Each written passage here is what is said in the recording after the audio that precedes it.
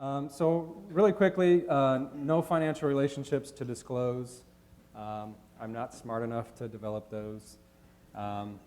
This is an overview of kind of the topics that I'm going to discuss. So as Dr. Park alluded to, a whole lot of topics that we'll run through. Some of them I'm going to go through exceptionally fast. I promise I didn't collude with Dr. Bell, so you'll see some same figures that we have both adopted, but I think that the lesson there is that these are very applicable both to the type of unit that I'm going to be presenting on, as well as to the broader hospital environmental infection control issues that we see plague every day. Aside from that, I really do want to acknowledge Dr. Park and her team. So as Emory, Nebraska, and Bellevue are doing this national training center, and we're charged with going to all 50 states over the next 2 years. The states that we've already visited, I can tell you there's this broad spectrum of interaction between hospitals and health department and kind of the relationship and collaborations that exist there. Some are extraordinary, and I think I would loop the Hawaii group into that based off of what we've seen. Others are tenuous or contentious, and I haven't seen that here. When we were planning our trips, we spent the last 2 days touching 5 hospitals here on this island. When we were planning this trip, Dr. Park was a strong advocate for the hospitals of Hawaii. We have a general idea of how we're going to conduct all of these visits, and she assured us that was not adequate for Hawaii, that we needed to go to more than just a handful of hospitals because you are on an island both geographically and logistically. So I think that hats off to her. Now that we are here, we have a renewed or a new appreciation for that aspect and how it impacts what you guys do. And I would also take that opportunity to validate all of you that are here for this preparedness conference, right? Because the role that you play is important in that role on the mainland, and I think out here it's even more important, right? Because you're the front line and in some cases the only line. So I just wanted to validate that, and what we've seen is a lot of people committed to protecting the health and well-being of everyone on these islands, even the transient populations that you deal with, which I think makes your job a little bit more complex. So really quickly, there's the list of everything we're going to go through. Thought I'd lead off with a picture of one of our patient transports. So we've discussed this with some of you that we've touched base with the last 2 days quite a bit. Just to highlight the need for strong protocols, but flexibility as well. This particular transport, it's probably poor form for me to point out that 2 of those people are in different PPE than the rest, right? Perfectly okay, perfectly appropriate. This ended up being probably the most patient transport, the most complex patient transport that we did, and interacting with some of our colleagues, one of the most that was seen. This was a patient that essentially arrived on our doorstep non-responsive and very wet and fluid as well. So it took, whereas most of our patients were able to either walk off of the plane or be assisted off by 2 individuals. As you can see, there are 4 individuals playing a pretty hefty role here. I'll also point out that they're doing that on a truck. We never had any plan that involved a truck until about an hour before that happened. So in terms of establishing relationships, we happened to have a relationship with our local airport that was more built around where can we do this. That quickly evolved one night to what do you have that we can use, which was a very difficult conversation for the airport to wrap their head around. You might potentially contaminate some of our equipment with what? Ebola. So having that relationship was an exercise in being flexible for everyone. So I wanted to lead off with that. To inform both the conversations that we already had in the breakouts and this morning and what I'm going to present, I just wanted to highlight this. This is the infectious dose figure for Ebola to put it in context with influenza. The general infectious dose being 1,000 virions for influenza, 100 for HIV, and then 10 or less for Ebola. We have one lab study where they showed it with 1 virion resulting in infection of a primate. On the flip side of that, the number of subsequent cases that come from an index case is, generally speaking, only 2 secondary cases, right? And this also follows with what we saw in Dallas, where we had some exposure and we had 2 follow-up cases. Not quite as highly transmissible as measles, mumps, SARS, or MERS, or even HIV. So these are all things that kind of informed our approach, and these are all aspects that we educated our clinical staff on that they don't normally get, but that helped them have a full, detailed understanding of what they were dealing with. Again, contact transmission. So as we get into kind of our rationale for how we develop protocols, this was central to how we did that. Our unit had always been faced toward an airborne isolation, and so we stepped down some of those things that I'll discuss for you today, and this is why. So a lot of what I'm sharing with you has been published, and I've just put these in here so that if you come and access the slides later, you'll know where to go and find more information as well. So again, what am I going to be talking about? The experience that we had from receiving 3 confirmed Ebola patients, fully acknowledging that we had 72 hours notice of we were receiving someone that definitely had Ebola. So other situations, you have a little bit more of a handicap than that, right? You're going to have someone come through your door who's screened and you're responding to that. Or they come through the door and they've been screened and they're positive for something, but we don't know exactly what it is. So a lot of what you're doing with respect to Ebola will be adapted to those situations. And then again here, this is more standard how we isolated all of the patients that were medevaced back to the US, both at Emory and University of Nebraska, in a Tyvek suit and in some sort of face mask if they tolerated it. And all of the patients that were medevaced back were able to tolerate that with the exception of the first photo that I showed you. So here's the figure that I mentioned a little bit ago. I assure you, Dr. Bell and I did not collude. But this was really central to how we stood up our unit, and we didn't apply it in just a singular fashion in terms of Ebola patient in the unit. This actually became central to how we developed our protocols for sharps management, for waste management. We really wanted to apply this concept. So as was mentioned this morning, in terms of the hierarchy of controls that we can put in place, with the top being elimination, substitution, replacing that hazard, which again in this area it's really difficult to substitute the hazard, right? But when we start talking perhaps sharps or glass lab specimens, we can start to apply those types of hierarchy of controls, okay? So that's where that comes in. Engineering controls, this is a major one, whether it's a patient isolator with HEPA filtration, or it's a negative pressure room, or an autoclave if you go that route. So there's a number of different of those. And then administrative controls. This is one of the things that we talked about. I've talked about individually with a number of people when the concept of Dallas comes up and what happened in Dallas and the fear that that might happen here. And really what I have relayed in most of those personal conversations this week is that you guys are already ahead of that because you have administrative controls that exist today that didn't exist then. Some of that is a staffing plan, right?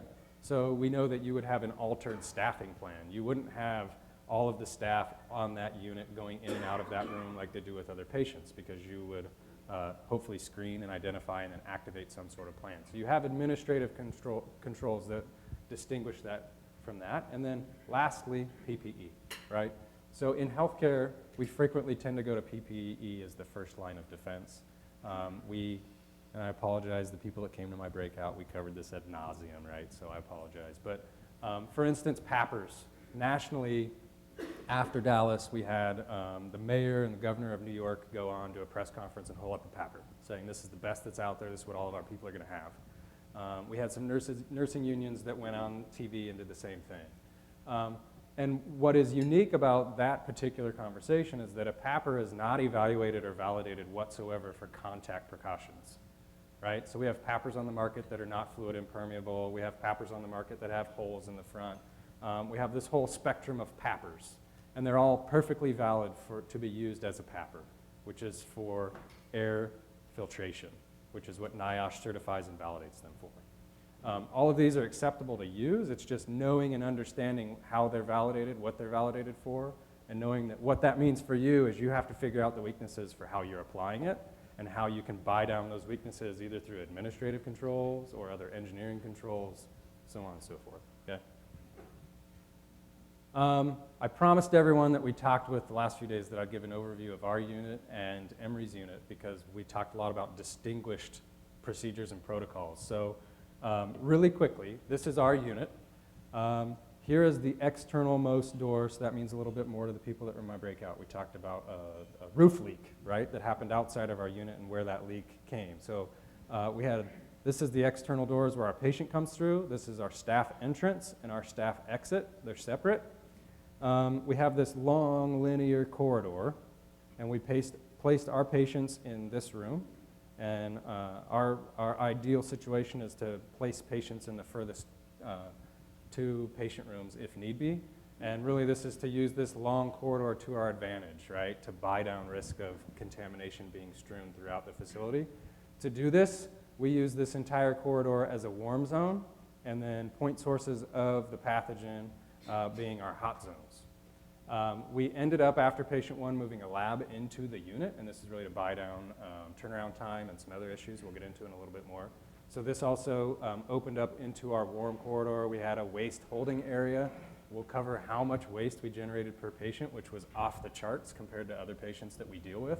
And we've had a lot of conversations this week about that. So keep in mind that we've got successive hot zones that dump into a warm corridor, and then we've got a clean section of the unit, okay? So you get a sense of we've got hot, warm, cold, and that's going to drive protocols and procedures. Here's Emory's unit, which has a different footprint and different layout. They've got 2 patient rooms as well, and then this central corridor. And as you can see demarked, it might be a little bit difficult, is these red boxes that kind of overlap the inside and the inside and the outside of the door space, which is really their warm zone. So same principle that patient care room is hot zone, and then they have this demarked warm zone and then a cold zone, okay? So a little bit different concept. So our procedures that involve hot to warm, warm to cold have to span over 30 feet, right? And theirs span over 40 feet. It's not that one is better than the other, but how you act in those crossovers and in those spaces is going to be different based off of that footprint, okay?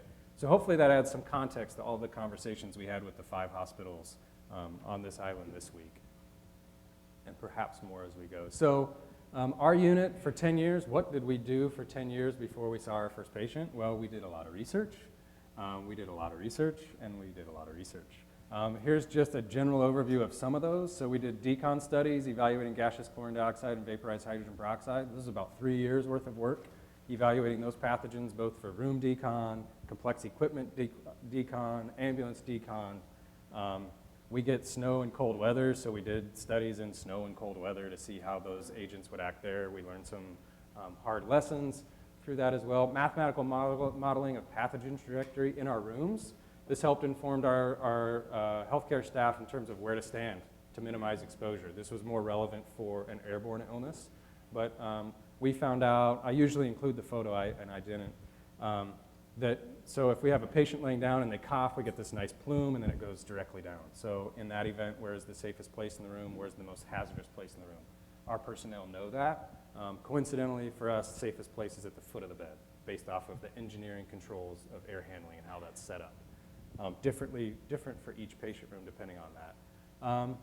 We also vaporized hydrogen peroxide, decontamination of medical equipment, autoclave evaluation. So an autoclave is an autoclave, right? Well, we typically use it for device sterilization, and how we were proposing to use it is for waste sterilization. So when you talk about putting a bag of waste in an autoclave, sterilizing all of that waste is a little bit different. So we did this whole validation study with biological contamination and then going in and culturing and validating our approach for different loads of waste. Evaluation of appropriate PPE use by employees. This really informed tweaking our PPE policies and procedures, and also informed outside of our unit kind of broader protocols. And then we also do some device research with manufacturers. One was the thermal detection systems that they use at airports, generally in Asia to screen travelers. So we implemented that in our ED during influenza season and validate it with thermometers. So in terms of infection control procedures, I'm just going to rattle off some so that you understand what that research was working towards informing. Donning and doffing of PPE, designating the zones for donning and doffing. So again, when you think back to the overviews of our 2 units, the zones are very different. So the location for where we did that was very different for our 2 facilities. Also designating those clean and dirty zones, zones for what task would be performed where. So we've seen a lot of reusable pappers on the island, right? And we've talked through, well, where do we use those pappers? Where do we take them off? And where do we clean them for reprocessing? So these are all considerations for that. Complex equipment cleaning, daily cleaning checklists, daily designated pathways for removing waste. So you get the idea of the types of things that we were working on for the previous 10 years and honing through. Also, full disclosure, they changed when we took our first patient. So best laid plans, right? We still use those plans and they're effective, but we always feel as though we can do better.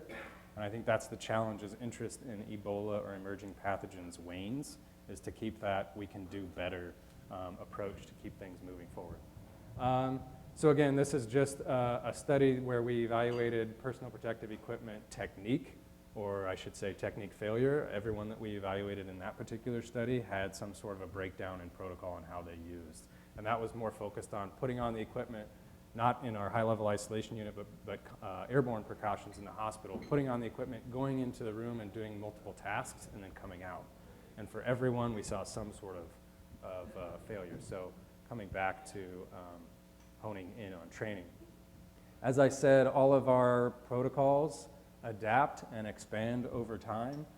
We use this unmcheroes.org to try to share a lot of that, whether it's human remains processing, using this patient isolator, or our PPE protocols. They do a great job at doing videos showing how we do it to relay to others. I don't put that up there because I think you should go look at it and do exactly what we do. That would be a bad idea because we have different equipment than you and we have a different space than you, right? But you can look at this and get a sense for the rationale that we used in the approach. So how we made decisions based off of that risk assessment that was discussed this morning, we're always evaluating risk in everything, whether it's overarching how we function our unit or minuscule what piece of equipment we take off in what order, right? So we're always looking at ways to buy down risk based off of that triangle that we showed you. So what's important about Ebola? Why was there so much fuss about waste with Ebola? So it's regulated different than regulated medical waste. It's category A infectious substance. So this is actually governed by United Nations regulations. And then the preeminent US regulation is Department of Transportation regulations, okay? Also noting that local rules and regs have to be followed first. I'm not aware of many local rules and regs that are more robust than the DOT or the United Nations. So those are generally kind of the default regulations in terms of packaging, what's required to move it on a road, and all of these things. So what constitutes Ebola waste? Anything that might be contaminated with Ebola, right? So if you are packaging, placing a whole bunch of equipment in a patient room and you treat a patient in there and the patient is under investigation, you don't know if they have Ebola yet or not, and you discard it, that's category A infectious substance because it might be contaminated with Ebola waste. If you hold that waste until it's ruled out, once it's ruled out, it's not Cat A infectious substance. So we took a lot of late night phone calls from folks that had what they deemed was a credible person under investigation for Ebola. And a lot of times we'd talk to them about batching and holding that waste because once you start the Cat A process, you can't unring that bell. Once the truck that is being GPS tracked and has a hazmat response team ready for it and all of these other things, it's not like you can just call them up and say, hey, never mind. We can stand down all that. Don't send us the $1 million bill when you're done, okay? So just things to keep in mind.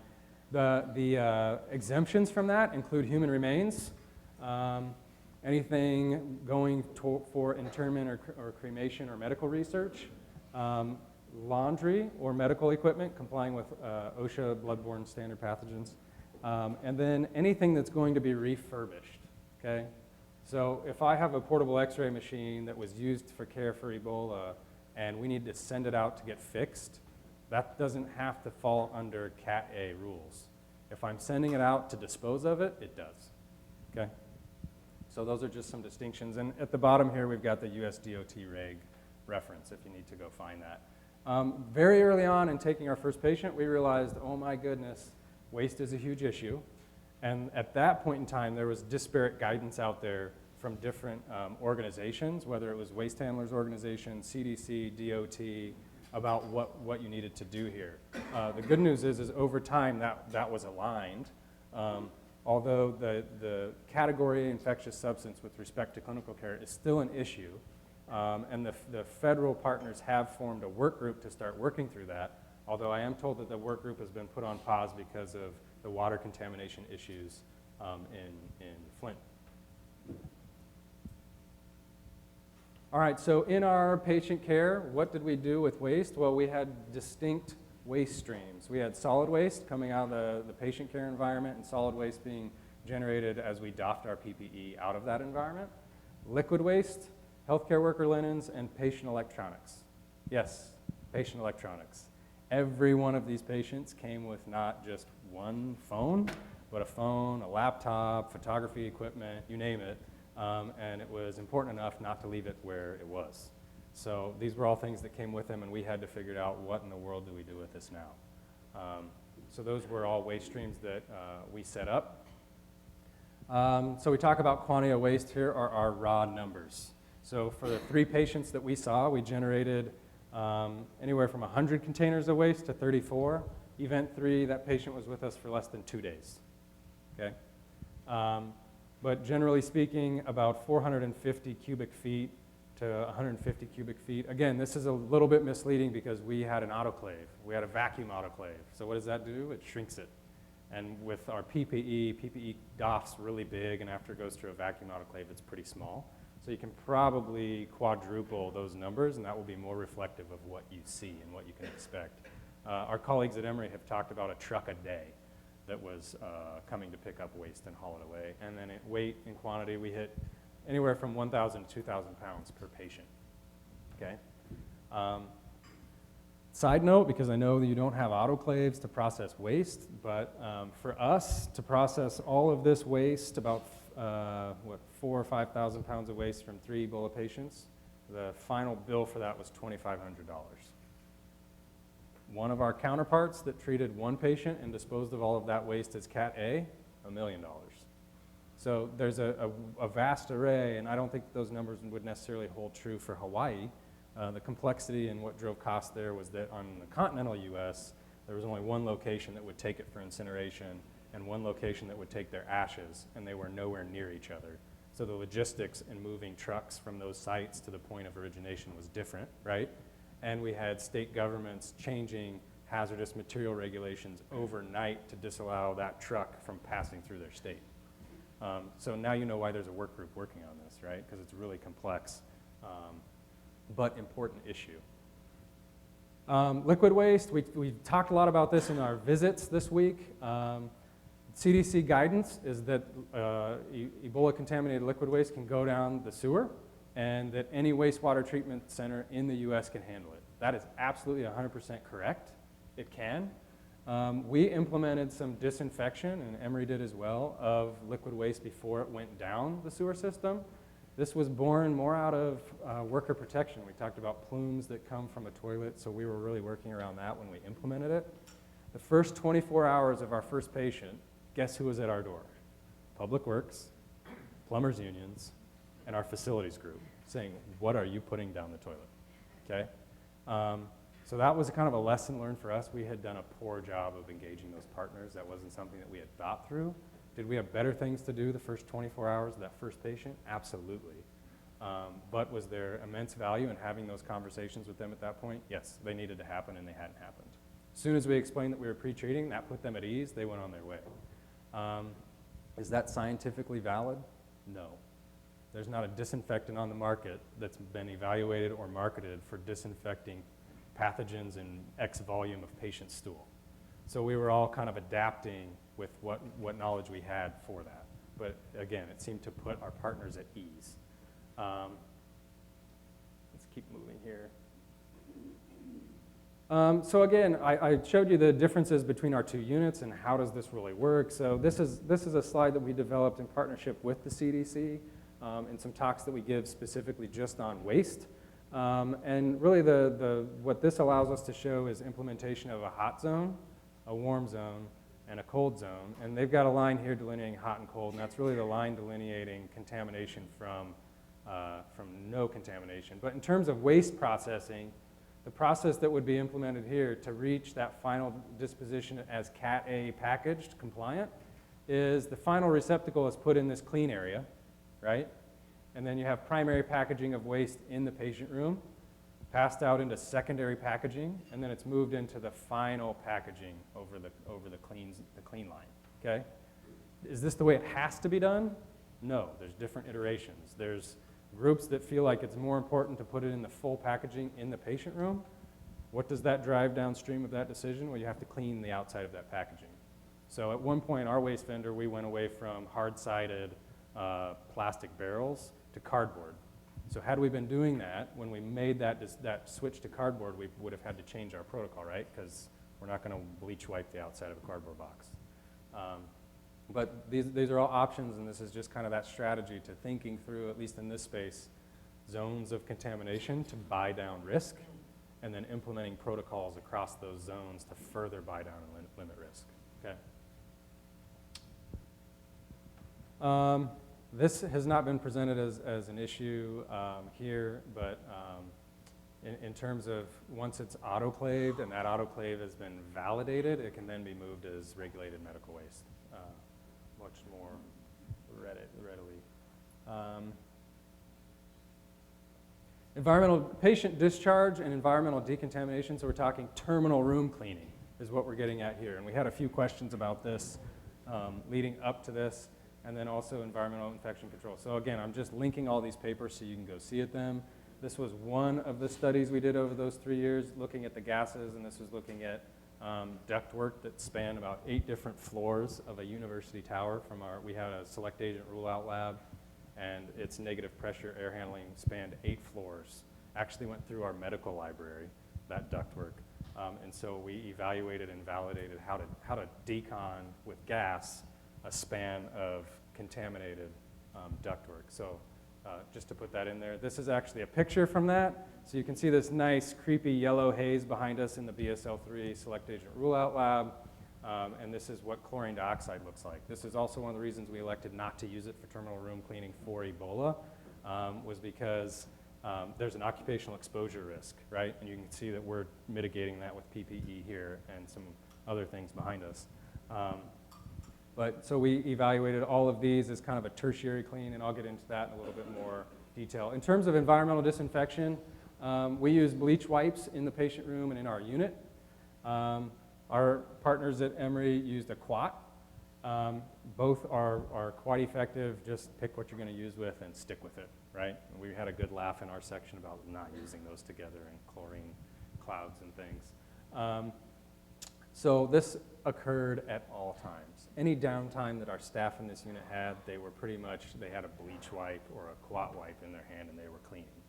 So very vigilant. We also had key points throughout the shift. So usually for us it was shift change, where we had a checklist where everything on that list was clean. So we had assurance that every day this space was cleaned, right? So that was happening during patient care. For us, we had the ability to autoclave mop heads, but if we didn't have that, we would just dispose of them. We wouldn't worry about reusing them. Here's an example of that checklist. So I included this, so again, you guys can go grab it and see how it may or may not work for your facility as well. This was a study that we conducted over those 3 years. Interesting of note, we tried to publish it for like 4 years, and nobody cared. Not super relevant that you can't kill pathogens in blood with these gaseous agents. Well, once we had Ebola, I think we got this published in like 6 days. They were really interested in it. And really, it's not a novel finding because with most disinfectants, if you have significant amount of organic contamination, so again, we're talking about pathogen contamination and then contamination of that pure pathogen, I suppose. If you have organic contamination, it's going to interfere with any disinfectant, right? So the strategy that was used at Nebraska and Emory was, again, manual disinfection. So blood got cleaned up immediately. We both have very detailed spill protocols, and in our hospitals at large, we have blood cleanup protocols.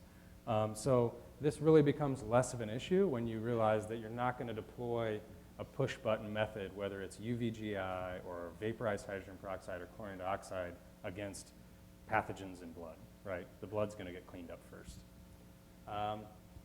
So for terminal cleaning, as soon as we discharge the patient, and I'll go over the details of how we discharge the patient, even that was fairly detailed, we'd stand down that patient care room for 48 hours. Why? It was mentioned this morning, this is an envelope virus. We knew we didn't have any blood reservoirs. That had all been cleaned up. This envelope virus, not super hardy in the environment. And in our particular unit, we get somewhere between 15 air exchanges an hour and 21, depending on what setting we have it on. If we don't flush our toilets every 5 days, they dry out.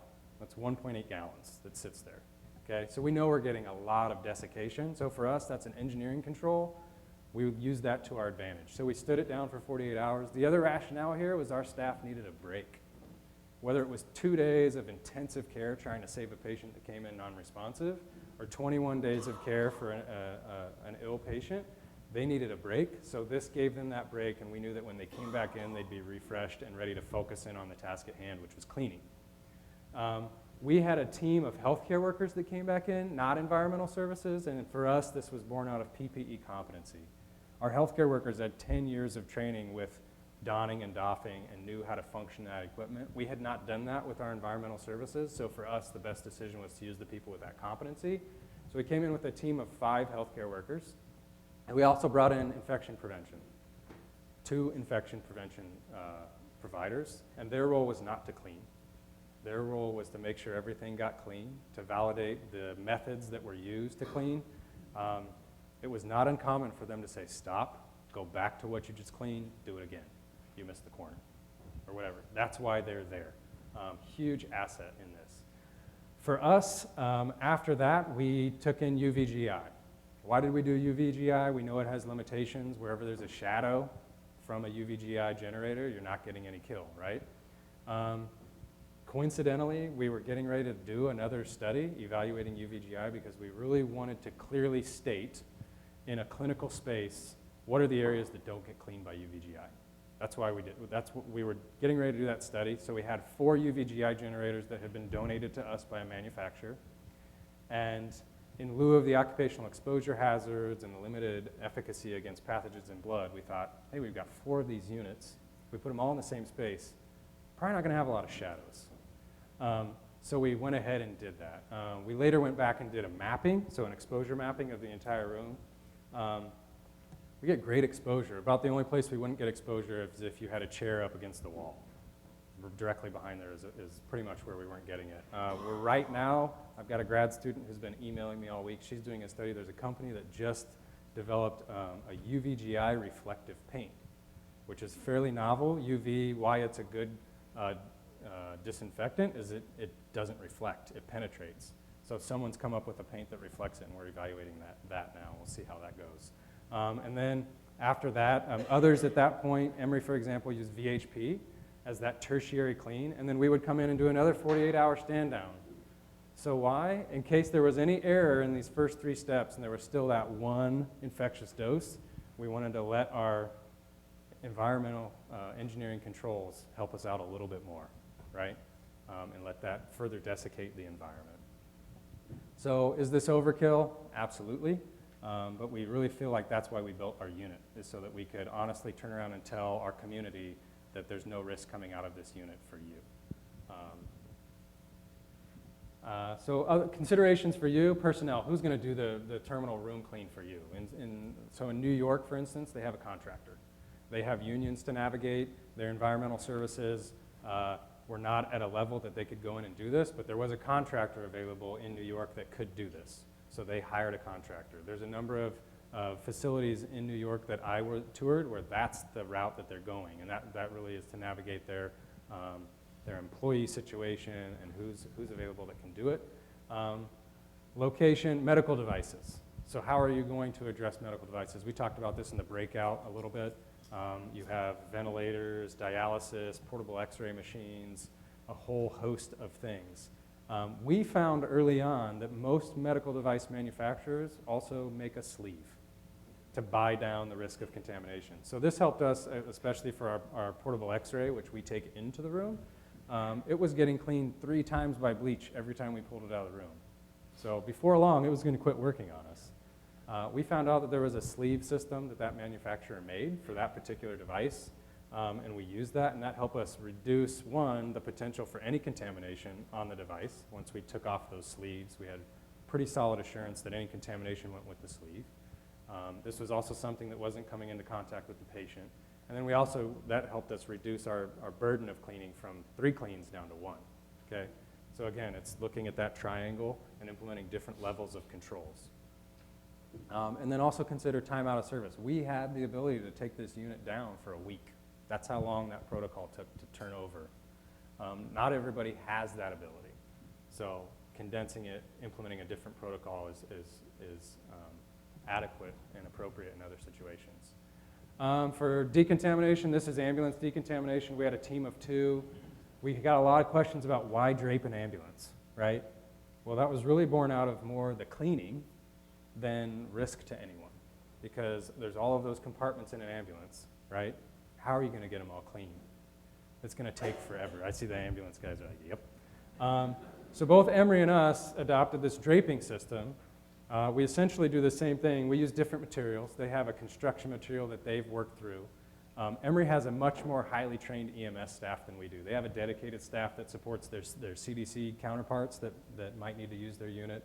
They also support the international airport there. So they have this core group of guys that do a lot of training that's really focused on that. We don't have that ability, so we went with this 6 mil plastic. We go to any hardware store and buy a 50 by 100 foot sheet of this stuff and fit it to our unit.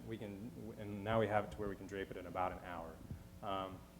The other material that Emory uses is probably a little bit better, as a lower slip coefficient, but it has to be put in more pieces, which is why it's helpful to have a group that's highly trained to do that. They can do that quickly. If we tried to use that, it would take us a while because we don't have the ability to train quite as much. Same deal, we used UV. This was a consideration born out of our research. We tried to do the gaseous agents on the EMS services in winter, which was when we received all of our patients. Quick note, not an issue on the island. In really cold temperatures, the gaskets on the doors of cars shrink. So if you fill that car with a gas, the gas is coming right out. So we had to do a lot of taping to be able to do that and do it adequately. And so UV became the option there. And again, once we removed that barrier, what was the likelihood of residual contamination in the ambulance? It was really minimal, but we still went through and cleaned everything, both manually and with that tertiary clean, whether it was VHP at Emory or UV at Nebraska, just as another step of assurance, okay? For PPE, I'm going to go through this really quickly. I think it was said really well by Shelley, and Dr. Bell alluded to this as well. There's not a one-size-fits-all for PPE, okay? There's a whole host of options. I talked about PAPRs and the deficiency, at least for application against Ebola and how it's transmitted and how they're validated. There's TIChem, there's Tyvek, there's all of these different things, right? But generally speaking, what we're getting at is head-to-toe coverage with nothing exposed, okay? So that's the principle we're all working towards based on what we have supply chain and what we have cash for, all right? This is the CDC suggested PPE ensemble for a dry patient. Go through this. This is the recommendation for a wet patient. Note the difference, head to toe, nothing exposed, a lot of gear. What's happening here? Doffing is now a little bit more complex, right?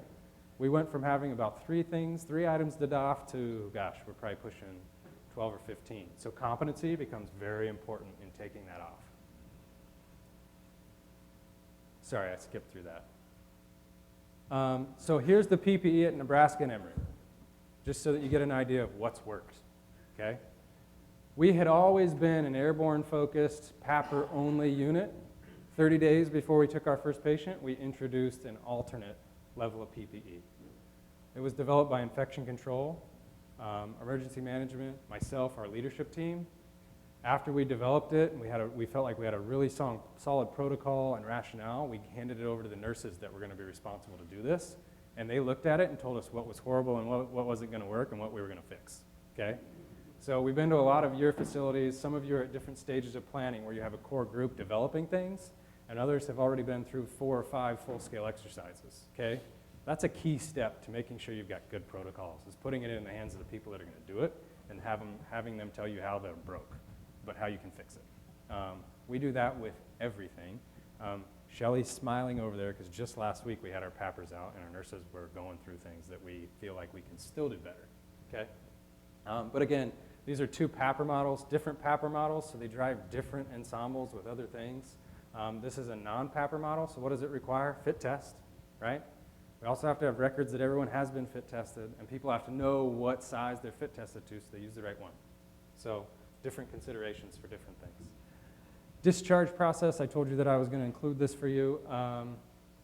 This has been published. It might be easier to go look at that. It was a very in-depth, how did we let these patients leave the room process. At this point, were we still concerned about the patient? Absolutely not. Were we a little bit concerned about the environment? Yes. Even though it had already been taken through these daily cleans and we hit the checklist, at this point, we were more worried about them walking through this potentially Ebola contaminated environment right before they go out to this huge group that awaited them for hugs and high fives and other things.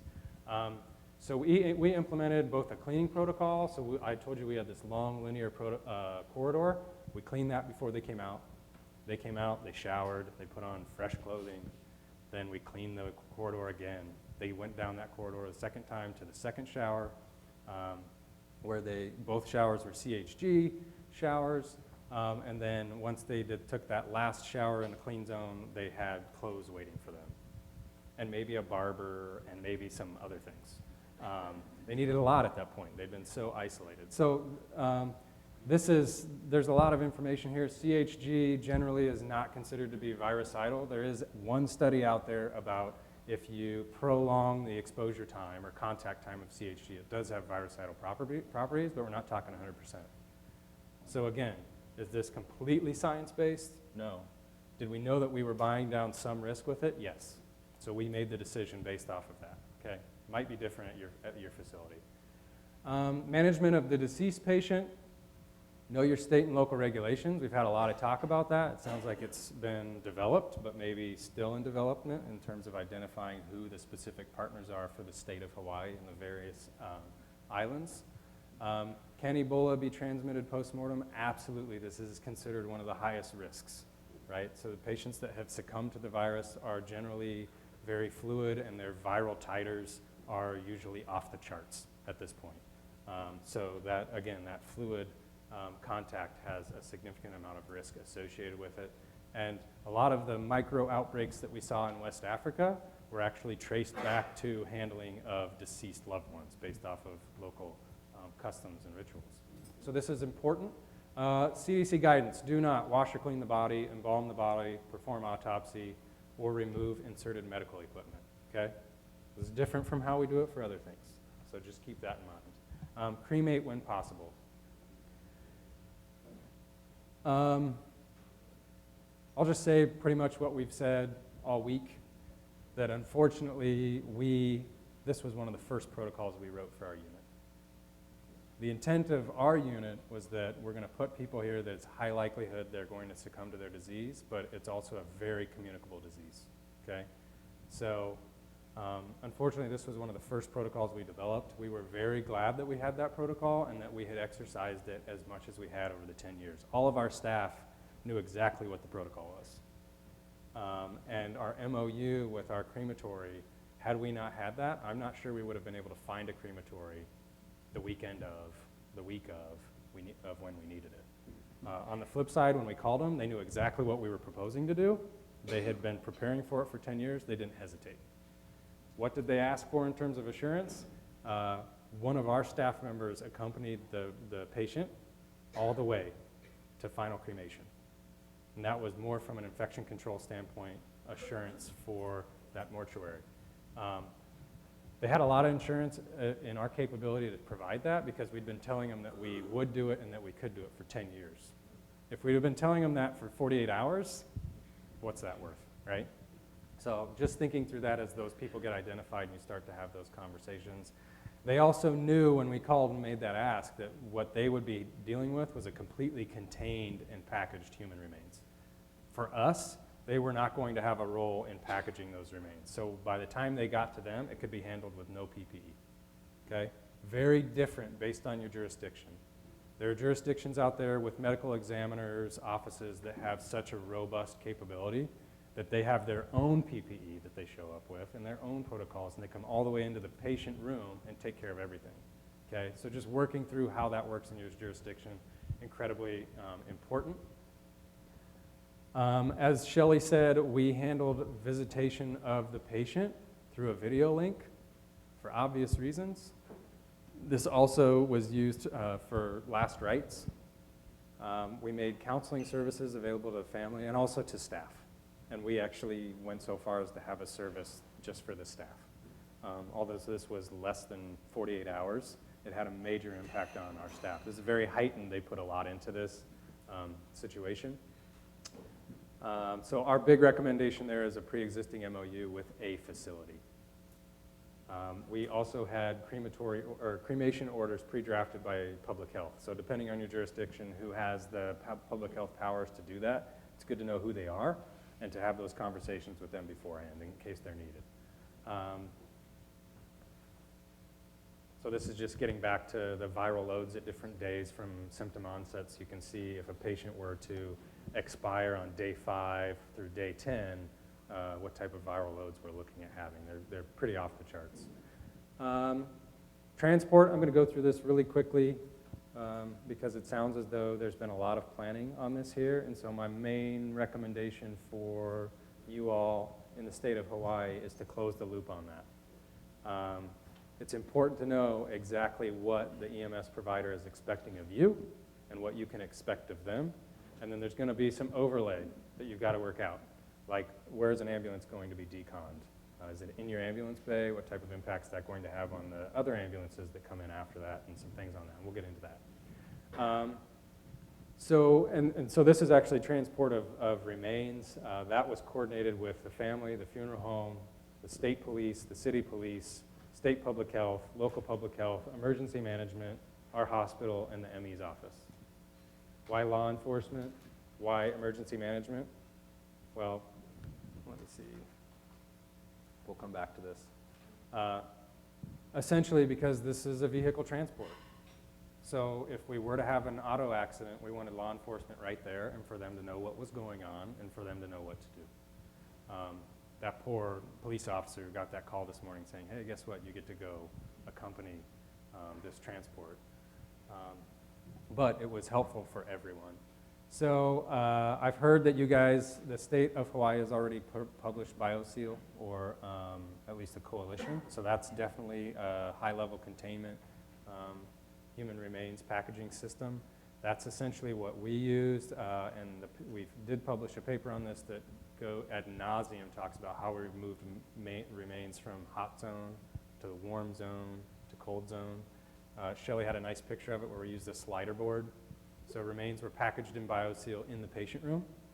The outside of that was cleaned. Then it was passed using a slide board out of the patient room hot zone into the corridor warm zone.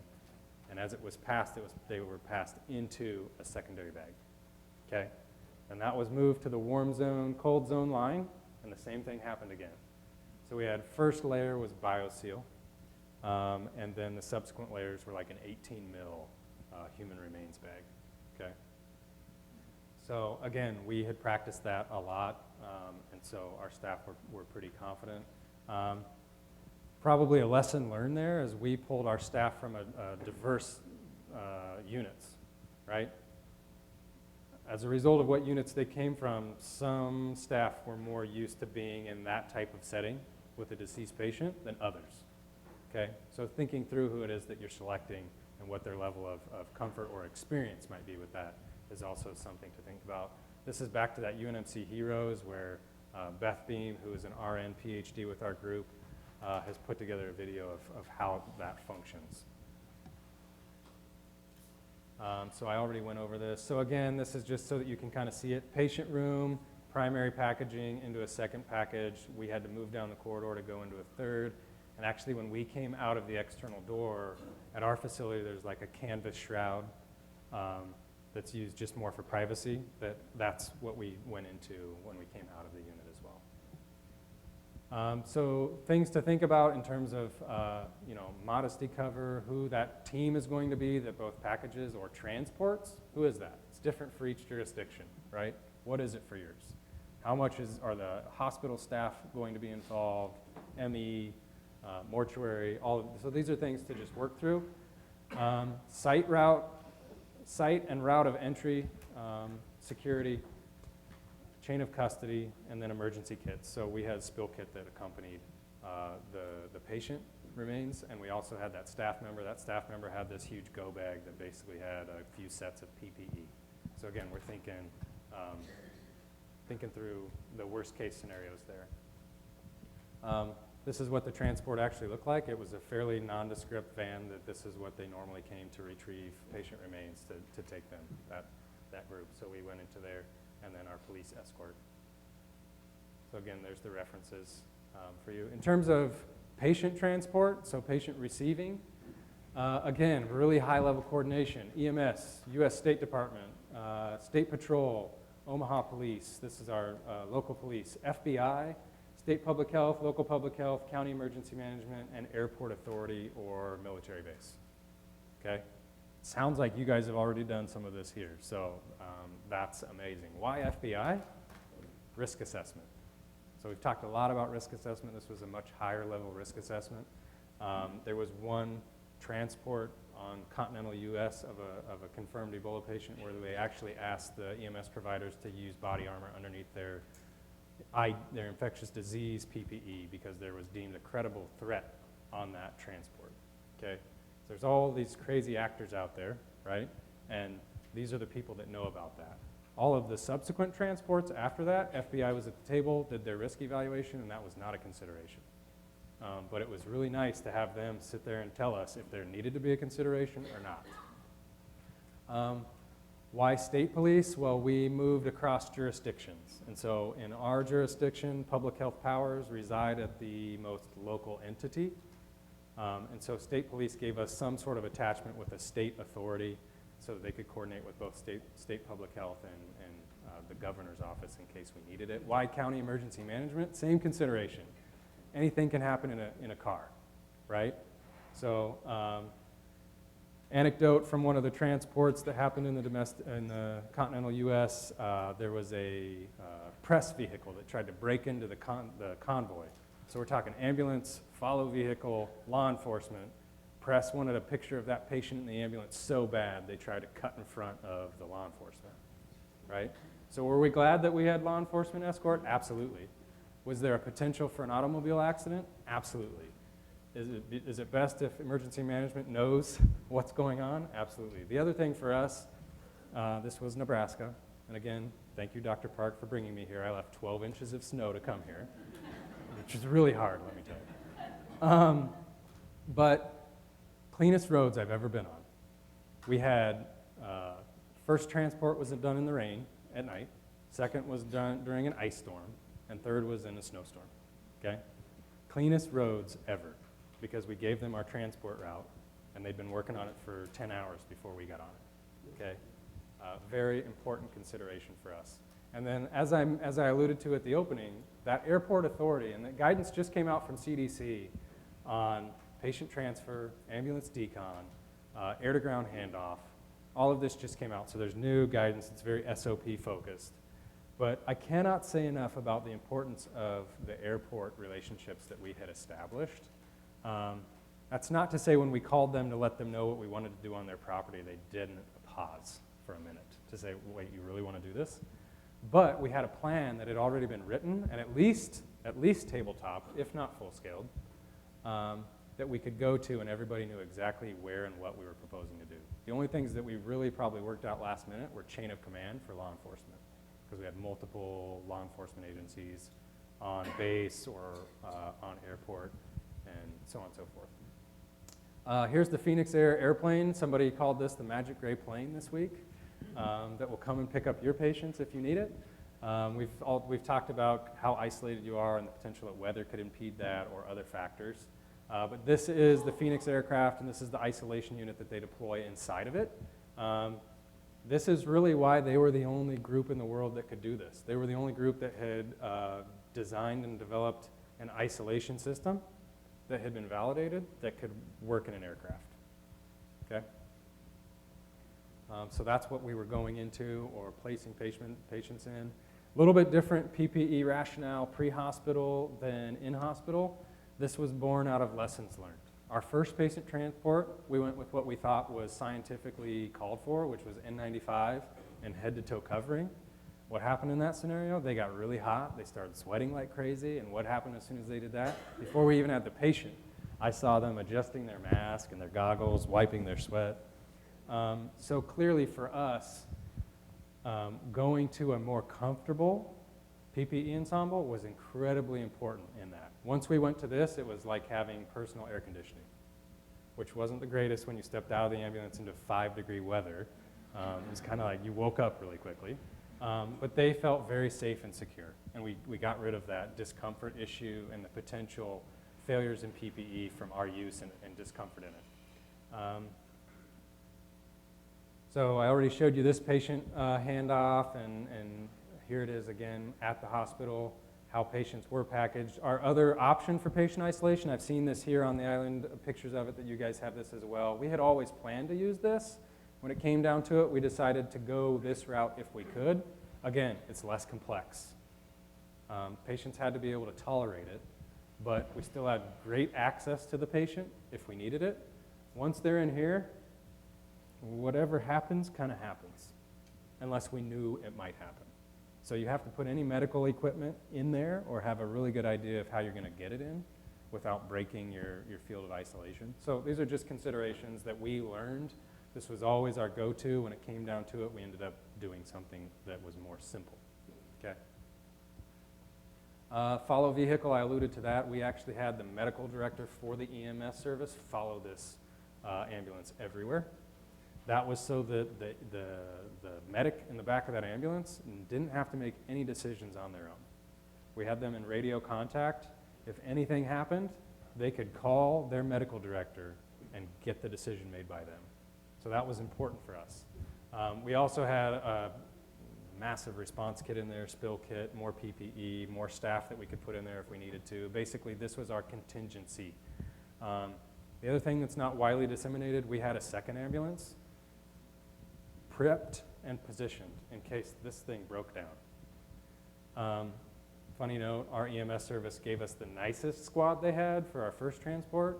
We returned it so clean, they started bringing us their oldest, nastiest squad that you've ever seen. So that was their lesson learned, so you can think through that. I'm going to go through this real quick because we're low on time. In terms of laboratory, this was a major area of lesson learned for us. We always thought we'd need limited labs. Well, we learned through what our colleagues at Emory did was that the higher level of care required a higher level of lab capability, but that could be the difference between successful patient care and unsuccessful. So we wanted to accommodate that. Did we have some really difficult conversations with lab leading up to that? Absolutely, because they basically said, you're not bringing Ebola virus into our core lab. We process tens of thousands of specimens a day, and you're not bringing that one bad one in. So we had to work through that. We had to be flexible. We had the advantage of having a public health BSL-3 lab on our campus, and so they stepped up and helped us with a lot of that. Initially, tests were ISTAT, electrolytes, malaria smears, and then the rest of the strategy was to transport specimens to CDC for confirmation testing. Prior to the first patient, we tried to expand, and we did expand to additional point-of-care testing for liver function, coag, and try to define where those could be safely performed. We're going to go quick here so that we can keep on agenda. So we defined this essential test list, and we started to develop this on-site laboratory concept while we had the first patient in the unit, because we realized our turnaround time to adequately package specimens, get them to that lab, and then get the results back was long. And this was kind of a stat lab type of situation. So we, between first patient and second patient, moved a lab into a patient care room next to it. That allowed us to cut some lab turnarounds from like 3 hours to an hour or less because of how much time it took to package and process out, so we weren't risking exposure to the rest of our facility. So that was operational by the second. Our lab, point of care lab, was right here, dumped into that warm corridor. So again, we were lucky enough, we have this massive research center. We found a biosafety cabinet with wheels and hydraulic lift. So I was really happy when we saw that. It made it much easier. Point of care testing, Piccolo, ISTAT, sealed rotor biosafety centrifuge. So as we get to, and I have some things that we were considerations for you to think about. We're going to skip ahead here to probably what's of greatest interest to you. So 2 papers have been published on what labs we performed and where we performed them. This was the one, we did a risk assessment of every piece of equipment in the clinical core lab, and basically came down to there was one piece of equipment that we could use. It was a closed system. It used closed specimen tubes that it processed. And so at the end of the day, that was the only piece of equipment in this massive core lab that we decided could be used. We still had to implement other protocols. So this dumped its waste directly into the sewer system, and we had already guaranteed our public works counterparts we wouldn't do that without pre-treating. So we had to time these labs and put bleach in the pipe that it put into. Again, was that needed? Not necessarily. A few months after we had a patient in here, that pipe backed up and water came flowing back up through it. I got a call. Everybody was really glad that we had been treating. Were we worried that Ebola might still be in there a few months later? Absolutely not. But that put everyone at ease. So there's a lot of this fears and anxiety are high, and if you could do things to buy that down. Here's an overview of essential and supplemental tests used to support patient care. Also indicate the location of the laboratory that we did it, in the unit, in the core lab. So having that one large closed system analyzer opened up the types of labs that we were able to perform, which was great. This is a moving target. I'm skipping to the last slide. So here's where it is today. This is our lab menu that's posted in our unit. This tells our nurses that are operating in our unit what labs we might pull, what type of container that's color-coded for what type of container those labs need to be drawn into, so that it gets sent to the right place and gets put on the right piece of equipment.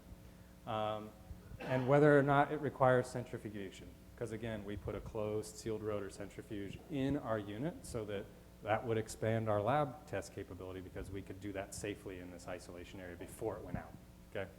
So I wanted to put that up there so that you could go grab this later. I'm done.